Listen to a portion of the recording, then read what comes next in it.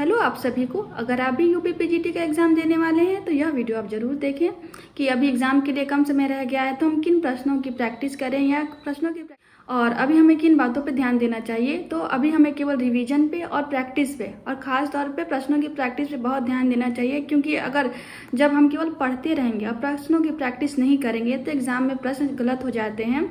तो प्रश्नों की आपको यह वीडियो अच्छा लगेगा तो मेरे चैनल को सब्सक्राइब जरूर कीजिएगा। और video secondary education service selection board की साइट है, उस पर आप असिस्टेंट प्रोफेसर के जो भी एग्ज़ाम हुए थे अप्रैल में उसकी बुकलेट और आंसर की अपलोड हैं, आप वहां से बहुत ज़रूरी है। आपको प्रैक्टिस करते रहना चाहिए जब तक आपका एग्ज़ाम ना हो जाए।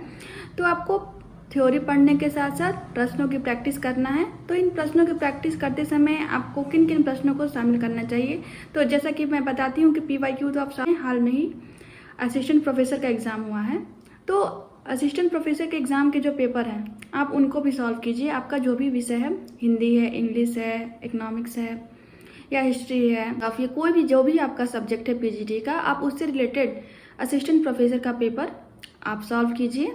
उसमें आपको आपके सब्जेक्ट से रिलेटेड 70 प्रैक्टिस कीजिए और उन प्रश्नों को सॉल्व कीजिए और देखिए कहीं कि आपकी गलती कहाँ हो। आपको यह देखना है कि हम उन प्रश्नों में से कितने प्रश्नों को सही कर ले रहे हैं या कितने प्रश्न हमारे गलत हो जा रहे हैं। अगर आप 40 प्रश्न भी सही कर पा रहे हैं, 40 से 45, तो आप समझिए कि आपकी प्रैक्टिस अच्छी है। प्रोफेसर के पेपर हमें कहाँ मिलेंगे, तो UP secondary education service selection board की साइट पे हमें मिले, जिसकी साइट है upsessb.org।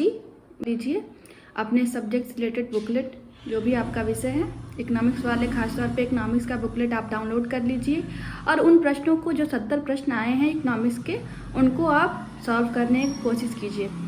पहले आप इन सभी प्रश्नों को सॉल्व कीजिए, उसके बाद आंसर की में आंसर देखिएगा।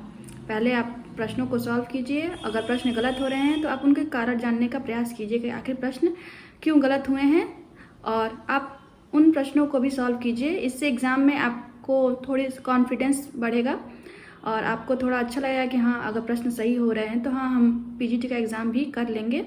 तो आपको प्रैक्टिस करनी है, बस ये समझिए कि प्रैक्टिस के लिए आपको ज़्यादा से ज़्यादा प्रश्नों को देखना है कि प्रश्न किस प्रकार के आयोग द्वारा पूछे गए हैं, आपके सब्जेक्ट प्रकार के प्रश्न पूछे गए हैं, किस प्रकार के प्रश्न पूछे गए हैं असिस्टेंट प्रोफेसर एग्जाम में। इससे आपको इस बात का UP secondary education service selection board की साइट है, उस पर आप असिस्टेंट प्रोफेसर के जो भी एग्ज़ाम हुए थे अप्रैल में उसकी बुकलेट और आंसर की अपलोड हैं, आप वहां से डालेगा कि पीजीटी में भी किस प्रकार के प्रश्न पूछ सकते हैं या किन टॉपिक्स से पूछ सकते हैं।